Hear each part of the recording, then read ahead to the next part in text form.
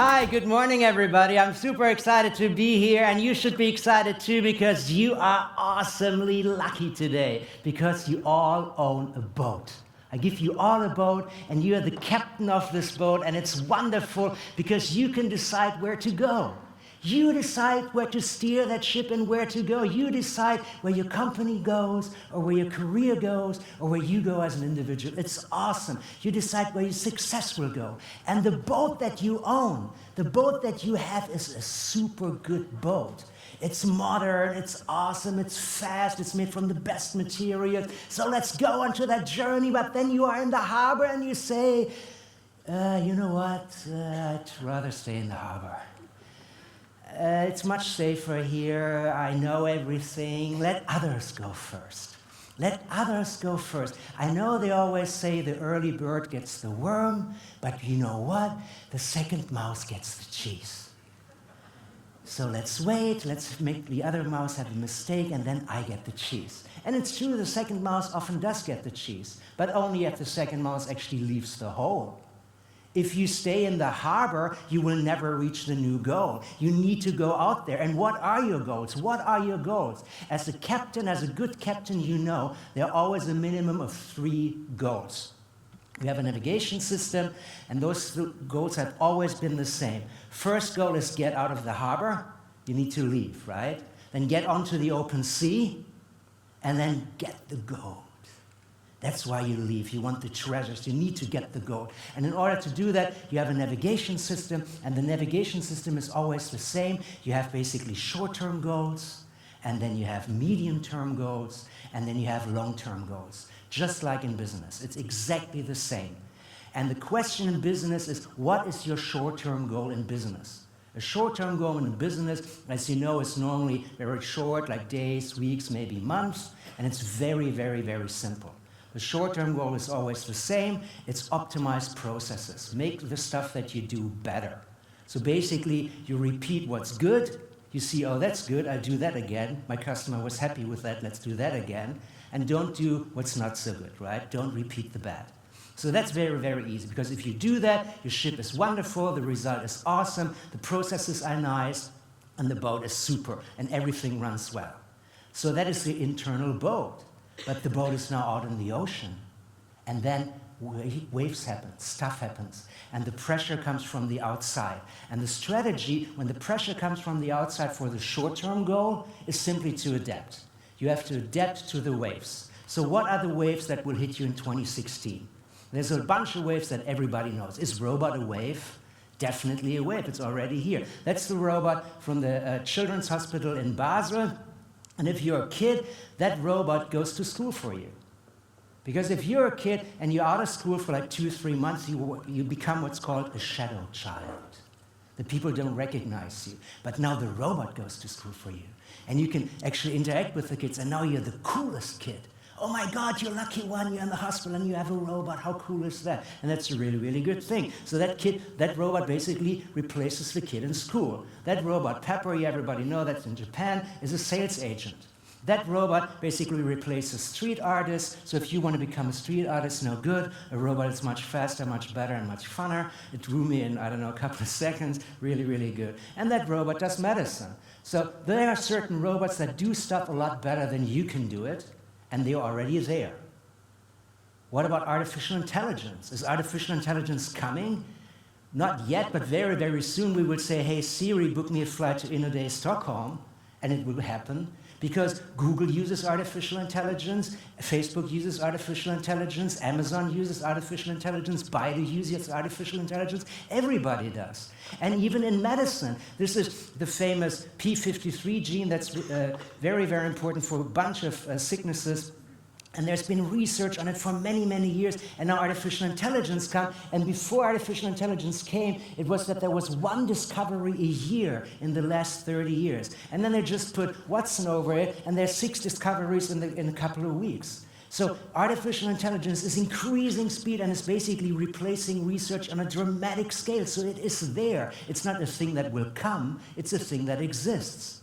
What about sharing? What about when the people don't own what you want to sell them, but just share it and rent it for a short term? These are the hotels in San Francisco, and these are the Airbnbs.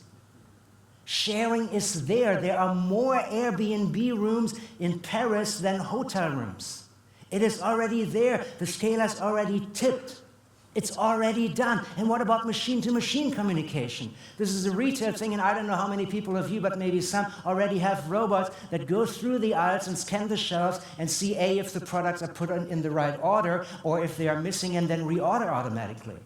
And if you're cool, you already have a robot cutting your fruit, and everybody comes, oh, let's go to the future store where they cut the fruit, and it's really, really exciting. Those things are happening. Machine-to-machine communication completely changed the harbor of Hamburg.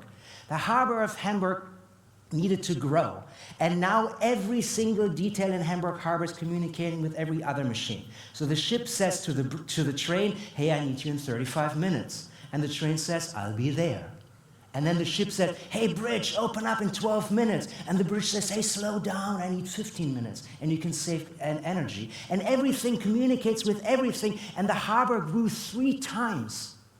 It's 3 times bigger without growing an additional square centimeter because of optimization of processes, because everything communicates with everything. So machine to machine is there. Virtual reality, finally it's there. I don't know who of you waited for Oculus Rift. Yay, boom, it's there, kaboom, and I can pre-order now. It was awesome. Everybody was in line at CES. Everybody loved it. Everybody likes it. And this is actually also the Sony thing, and we love it. And this is me on the new Samsung device, riding a motorcycle through an outer space thing, and it's all there because these things are all happening. The virtual reality monitor is happening. Actually, the New York Times is now starting to do, as it says here, cardboard-powered articles, and the first article in virtual reality was actually on the refugee crisis and the migrant crisis, and you could actually walk through the camps and see, oh my God, that's really, really horrible. And if you can see how tragic life is in 3D and walk through it, you can also see how fantastic life is. And you can say, oh, look at this car, it's awesome. We used to decide on information that was nothing. If you look at when I was a student, how did we decide to rent a room? That was it. The experience prediction model, how will the room be, was that. And then you say, that looks nice. Let's go. And then it got a little bit better, and you can click through it, but now you can actually walk through the room, and we will see, oh, that's where the stuff is. It's really, really awesome. And you can more or less buy the room online. You don't even have to go there anymore, and that is an experience that's really, really valuable. So if you're in hotels, retail, tourism, cars, all kinds of things, use virtual reality because that is the new must. And the advantage, it's really, really easy. This is all the things you need. That is the little GoPro device, and that's the Samsung device, and it's already pre-made. You just put it there and boof, you have a virtual reality experience. It's awesomely easy, and it's fantastic. 3D printing obviously is there. Everybody has the prints of themselves. That's me and my son. But also if you have an accident, I can have an accident anytime because my teeth and my jaw is 3D printed. Just in case I got it scanned, so I can ride the motorcycle and have an accident. And this car is 3D printed, and it's €6,000. And the car is actually driving on a 3D printed road. That road, that bridge, you can build on your computer in CAD, put the computer to the printer, and it will be printed. It's awesome. Those things already exist. Data obviously exists. We all know that. We all work with data. How powerful is data? The computer knows you better than your friends. That's a Stanford University research, and the research said that after 10 Facebook likes, a computer knows you better than a work colleague. Like, where would you like to go on vacation? What are you likely to want to have for lunch? After 150 likes, it's better than a family member. After 300 likes, it's better than your partner. Why? Because you might do things on the computer that your partner doesn't know. But the computer knows. So the computer knows all your secret desires. And data is awesome. But it's not about the data you have, it's what you do with the data. It's what you do with the data. And most companies are like vampires. All they do is suck data. They suck data and they say, yeah, if I have data, I can live. But a vampire doesn't live. The vampire is just a dead body with blood. So maybe you're just a dead company with blood, and all you do with more data is that you get more thirsty. I want more blood, I want more data. And you suck data like mad, and you think the more data, the better. But the more data, the more chaos. Often, like in my case, I'm registered 3 times with something. What happens? I get 3 newsletters. And if it's with a nice company, like an expensive company, like a watch company or an expensive car company, I get 3 times the mailing. And you know what? I hate it. I don't like it. I don't think that 3 times the same mailing is better than once. So you're wasting money and you're getting on my nerves. So the thing is, if you collect data, be smart. 98% of the companies collect data. I'm sure that you collect data. But then they have different divisions. And the divisions often have different systems, and the systems can't cooperate. And if you don't cooperate across systems, your bite looks like this, poof. And 8% can combine data across systems, and 5% can work with these combined data across systems, and 1% can individualize across channel. That's nothing. 1% can basically do stuff from the smartphone to the store in real time. You just looked at it, we have the product here. But if you can do it, it's awesome. Then you are the wildest animal on the block because you can move from company-centered action to customer-oriented interaction. And that is much, much better because we all know it. The writing is on the wall in big, big letters.